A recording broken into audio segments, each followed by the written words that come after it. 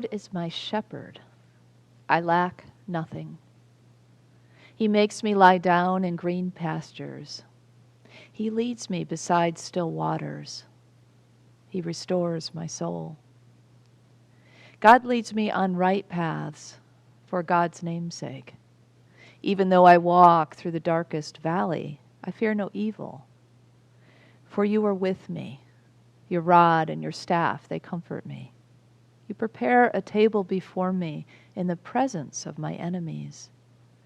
You anoint my head with oil. My cup overflows. Surely goodness and mercy shall follow me all the days of my life, and I shall dwell in the house of the Lord forever. That's probably a familiar psalm to many of you, Psalm 23, or at least parts of it that you've heard before. We're in a series now called Prayers of Perseverance. It seems pretty timely. And this is our second week. So this week we're looking at Psalm 23, believe it or not.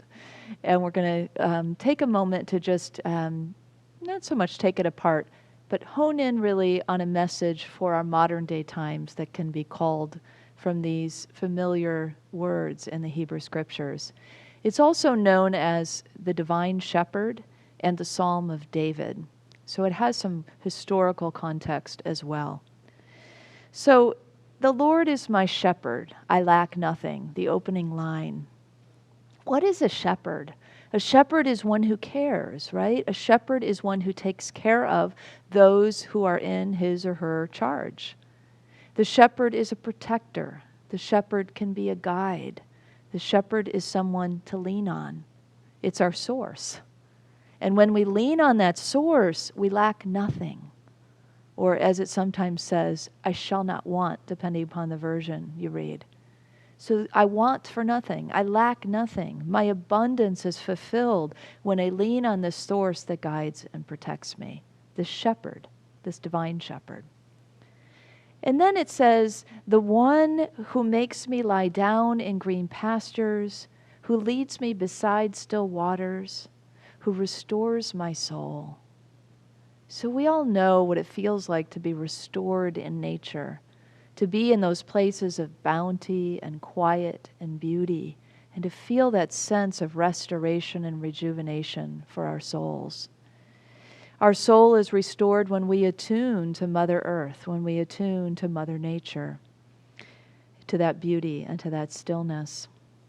Or as put in another version by Dolores Stewart Rossio, the earth is my mother, I shall not want.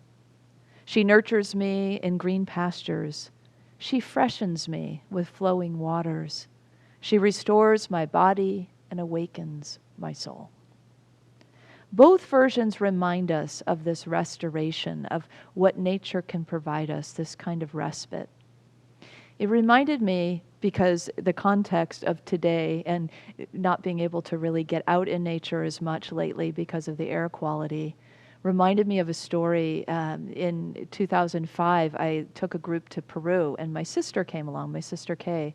So she and I roomed together, and on the first morning, we were walking down to breakfast together. And everybody we passed, she said very loudly and proudly, because my sister is very friendly. She's one of those people they say has never met a stranger, right? So everyone we passed, she said, Buenos Aires.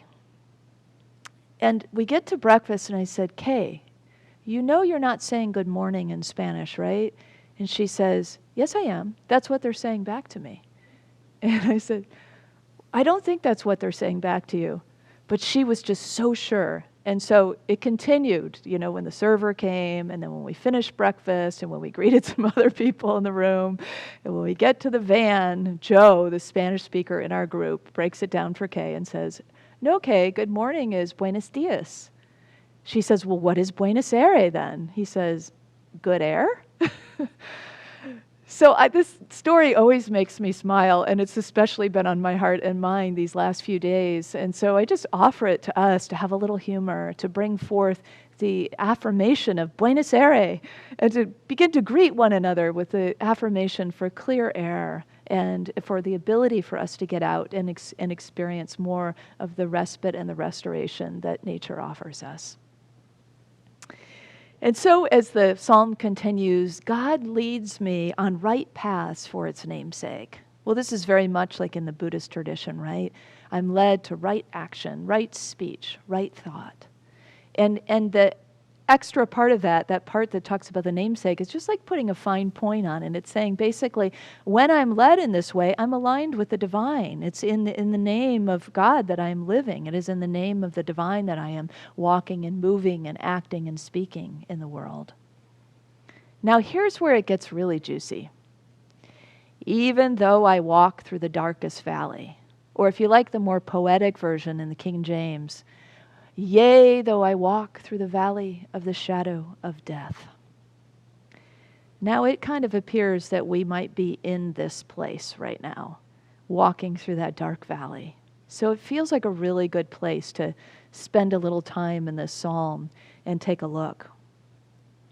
Keep in mind that that dark valley that is spoken of is not spoken of in a way that we dwell in it. It's not meant to be a place of permanent residence, a place to build a house or pitch a tent.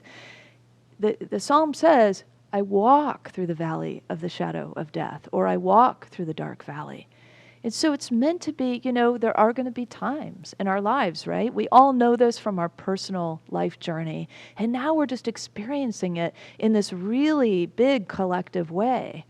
And so in that collective understanding, that collective experience, it might just be a time to walk through the dark valley. It also doesn't say that take this detour. It doesn't say go around the dark valley. It doesn't encourage us or doesn't even offer a detour. There's no spiritual bypass available here. It's basically that we must be where we are and just walk through it. It's going to be okay. And that's the reassurance that we get in the next line. In this next line, it talks about how I fear no evil because you are with me. Your rod and your staff, they comfort me. Now this, of course, is still working with the metaphor of the shepherd. So the shepherd has a staff, right? The staff, what is that used for? It's like a walking stick. It's a place to rest. It's a place to steady our step. And so the divine offers us that sense of steadiness, offers us a place to rest. There's also the rod that is a part of the staff. So this is all one shepherd's tool. And the rod is to help the flock be protected from predators. The rod is also, in most cases, a gentle way. When we're talking about the divine shepherd, it's certainly a gentle way to keep the flock from straying. And so it's used to help the sheep stay on the path, right? I don't like to think of ourselves as sheep, but I do think it's important that we follow, right? And that we fall into what the divine is offering us. And so the divine in this metaphor is being offered to us as one who guides, as one who protects. And so there is nothing to fear as we move through this dark valley. There's nothing to be afraid of because that guidance and protection is in us and all around us. That shepherd walks beside us and is in the heart of our hearts. And so it's easy sometimes, I think, for us to get, in these times when there's so many different things coming at us, to be overwhelmed or maybe sort of numbed out or perhaps in a frenzied state of anxiety. I don't know where you've been emotionally, but I imagine a lot of us have touched in on some of these places along the way lately. And so if we can remember the promise that is given us over and over again in the world's scriptures, in the prayers, and the poetry of the world, and the truth that we experience in our own quiet times, that in the heart of our hearts, in our restored soul, in our soul that relaxes into that restoration, we know that there is comfort here. We know that there is guidance and protection here. And this is just a part of the story. So the valley is dark now. There's no denying that. The air is thick. The smoke is around us. There's fires all around us. There's still a pandemic raging in our country and in our world. Racism is rampant. It seems sometimes like our democracy is crumbling. There's a lot for us to be carrying right now. But I guess this is the point. We don't carry it. We don't carry it alone, certainly. We just walk through. And we are guided and we are protected, and we are given what we need to be given one step at a time. And every story on earth, if you think about it, every book you've ever read, every movie you've ever seen, every story, the classic plot of every story has a conflict in it. Every hero's and heroine's journey of life has a conflict, probably many in it. We're just in a conflict right now. We're in that part of the storyline for humanity where there is conflict. And we've been here so many times before. We will get through this. And so just acknowledging and accepting that this is where we are, and it's not permanent. It's just something we're passing through. And we've got help along the way. As the psalm continues, the story unfolds a little further. The next line is, "You prepare a table before me in the presence of my enemies." Now, in the historical context, it's probably more about King David having a feast laid out for him to be exalted in front of his enemies. So that is a little bit different context than I think what is relevant for us today. I think if we were to fill in the rest of this line for ourselves today, it would be, "You prepare a table before us in the presence of our enemies so we can work out our stuff." And that's the offering, that we get to the table to work out our stuff together. We don't like to think of, or we don't really look at, let's say, the circumstances of this dark valley necessarily in the same way. We all have our own minds and experiences and hearts. But it does seem lately like there's sort of two camps that have been forming or that are formed. And while that's a very general thing that I'm about to say, and I recognize there are all kinds of nuances within it, it does seem like we're sitting down now at a table. We're invited to this table, and there's kind of like two sides to that table. On one side, it seems that the conversation, the perception, what we're seeing is that shadows are illumined now, and ways of being that where systems of discrimination are being revealed. And so there are these movements that have jumped out of that, Me Too and Black Lives Matter, or the idea that the poor are getting poorer and the rich are getting richer, or that we got to stop our way of life or Mother Earth is not going to sustain us any longer. And so the folks that seem to be gathering around that perspective, that side of the table, if you will, just for this metaphor, are holding this kind of belief that we must change, that we must fight for change. And then there are people at the other side of the table that seem to be holding a kind of perspective that the way of life that has been so comfortable, the way of life that has been known, the traditions that we stand upon feel like they're crumbling away.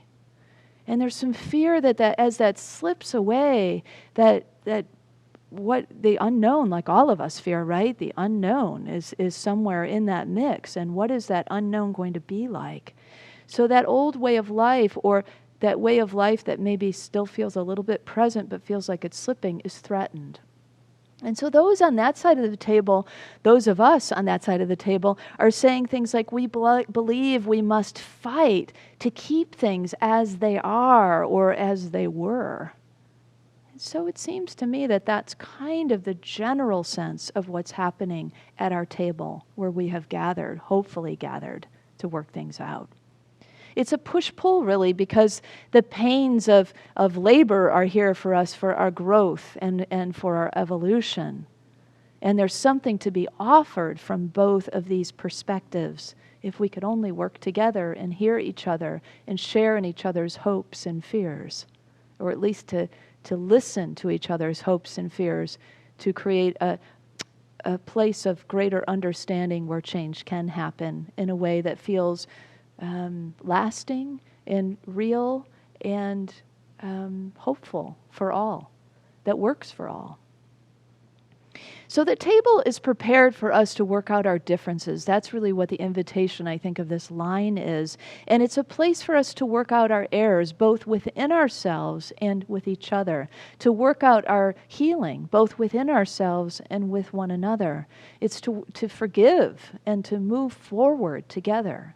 That seems to me to be the offering that maybe is the other end of this dark valley, or maybe it's right in the middle of the valley, I'm not sure. But somewhere along this pathway, there is this table that has been set in the presence of my so-called enemies. We probably don't like to use that term as much, but with those who might hold opposing views to me, perhaps is a different way to say it.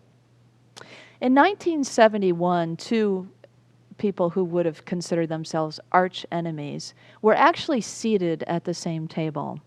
They were C.P. Ellis, who was the head of Durham, North Carolina's KKK, and Ann Atwater, who was the best-known civil rights movement activist in that town of Durham, North Carolina at that time. They were assigned to sit together because there was a big conversation around schools, desegregation or segregation. The kids that had been at the predominantly black school had had a disaster happen at their school, and so there was all this conversation about whether they could bring the kids together in the predominantly white school. And so the community was thrown together to have these difficult conversations, and under the facilitation process, these two really arch enemies and symbolic leaders of the two camps had been brought together. And what happened there was the beginning of a relationship, the beginning of an interaction when forced to be at that table as enemies. Because when we look face to face with one another, we suddenly begin to see each other's humanity. We suddenly begin to see that all the otherizing maybe isn't true, that we both have hearts and minds and children and hopes and dreams and fears. And so it began a process that turned into a friendship over time. It didn't happen overnight, like things don't usually happen overnight in that way. It took probably about a decade. But C.P. Ellis and Ann Atwater actually became friends. And that relationship completely transformed C.P. Ellis.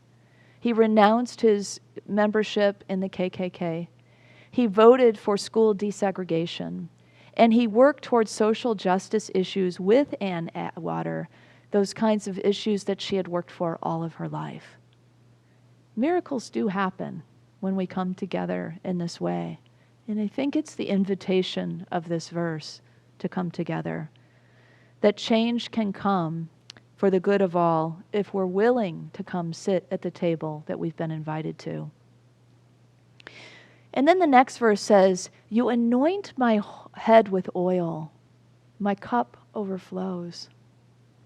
Now this one is about being honored. It's about an acknowledgement of our divinity, an acknowledgement of our responsibilities, of our ability to respond to the invitation to heal. And so it's really, this is what kings and queens would go through, a ceremony of anointing. Remember the times when Jesus' head was anointed with oil by those who revered him as a great teacher. And so there's that old world ceremony that is brought in to this beautiful poetry that says, I am anointed by God.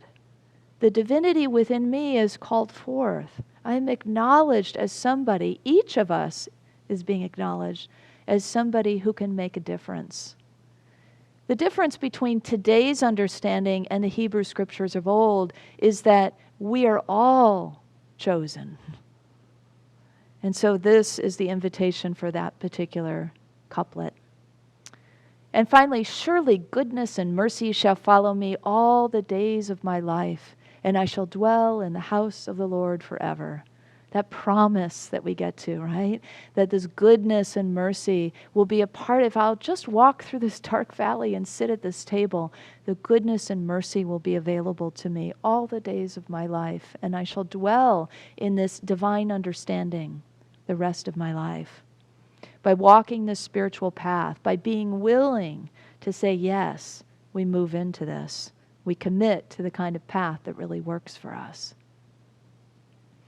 Dedry Francois brings it all together in this beautiful song. Let's take a pause and watch and listen. Brangus Dieve, Heiliger Geist, Spirito, Padre молитва до Святого Духа. Hanin Allah tan panis kola tatinya yanti wan 全能嘅上主， Sacred Spirit, God of all people, plants, and creatures of the earth. The Lord is my shepherd, I shall not want. He makes me to lie down in green pastures. He leads me, restores me. I am guided in the paths of righteousness. It's my comfort to know I'm never alone.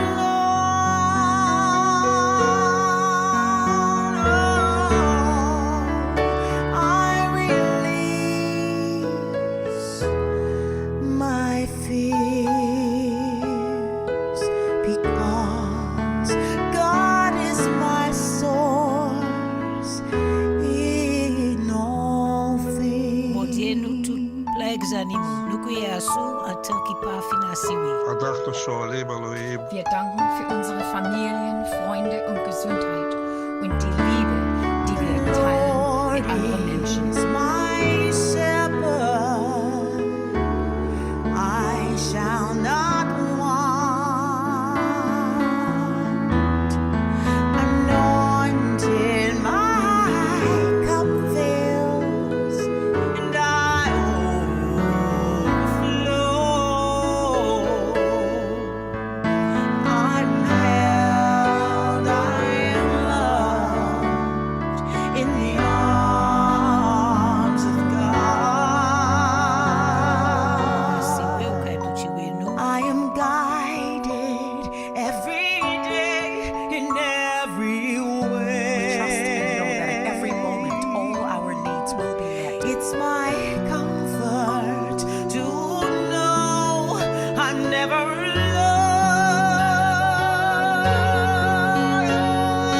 alone. I release my fears.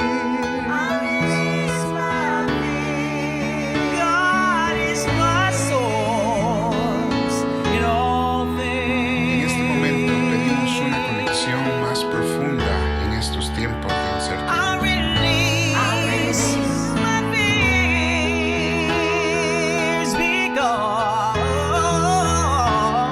because God is my source in all things. Sacred Spirit, God of all people, plants, and creatures of the earth. Estamos agradecidos por nuestras familias, Our health et pour l'amour que nous partageons avec les autres. Ми повсякчас віримо і знаємо, що всі наші потреби будуть задоволені, всі роти будуть нагодовані, наша свобода повернута. 我哋有信心，有一日我哋會再擁有安好同埋健康。 We invite your presence, power, and protection to cover every living being, especially those who work on the front lines to support those who need help. Doctors, nurses, teachers, care support, and all those in public settings. Cover our children and the elderly with your healing light. Cover our minds and emotions with your loving presence so that we may be calm in adversity. Be our voices so we may be kind. Be our eyes so we may be compassionate. Be our hearts so we may be loving. We know that no matter what challenge comes our way, in and through it all is God. In and through it all there is good. I rest peacefully knowing that wherever I am, God is there. Good is there.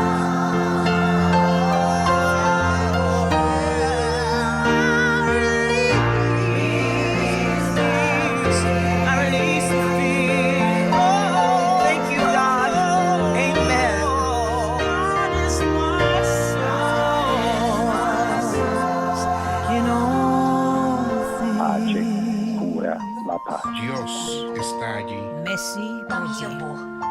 є добро, там є любов. Gott ist da, Gutes ist da, Liebe ist da. Arisnam natanam friend Christusina ekiko. Amen. Lord is my shepherd, I shall not want.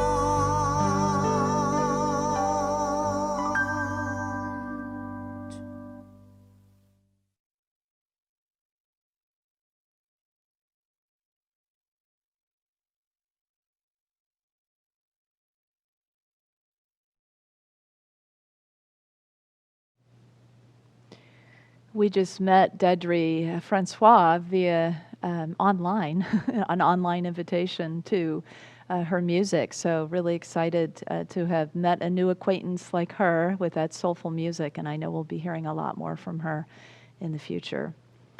So this is really the story of humanity right now. This psalm reflects the different stages, and the story that we're all living is really an invitation that God is giving us, that we have been all invited to. And I know you got an invitation too. I'm not sure if you've opened it and read it yet, but I'm going to go ahead and read the one I got because it's the same one, and it's for all of us. So it says, "You are cordially invited to the house of the divine, surrounded by green pastures and soul-restoring still waters, and plenty of Buenos Aires. To get here, you must walk through the dark valley, but don't worry. You will be guided and protected all along the way. A table is set, and those who hold opposing views will be present. You will be anointed to acknowledge your divinity. You are chosen to work things out. Your cup will overflow with goodness and mercy, and you will want to dwell in this divine house forever. No regrets." In the spirit of the serenity prayer from last week, if we can simply accept that we are in a dark valley right now and a table has been set for us, and we know that God has got our backs, then we can summon up the courage to change the things we can. Imagine if we were to sit at the table and have a feast with no more physical distancing.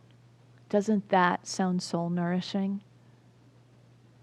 And imagine if maybe in order to get to that fulfillment, what we're being told is that we need to address the segregation in our minds, the isolation in our hearts. And it would be through that, perhaps, that the divine is asking us to walk, to come, to sit down, to work through, to get to that other side of overflowing goodness and mercy. Let's express no regrets and accept the invitation. I hope you will. I'm going to. Let's keep walking through this dark valley, be willing to sit at the table that has been set for us, and make a world together of goodness and mercy. And as we affirm this together, let's use this throughout our week as our prayer, maybe just simply this last part, this affirmation, or perhaps the whole psalm, if that speaks to you. So let's affirm together.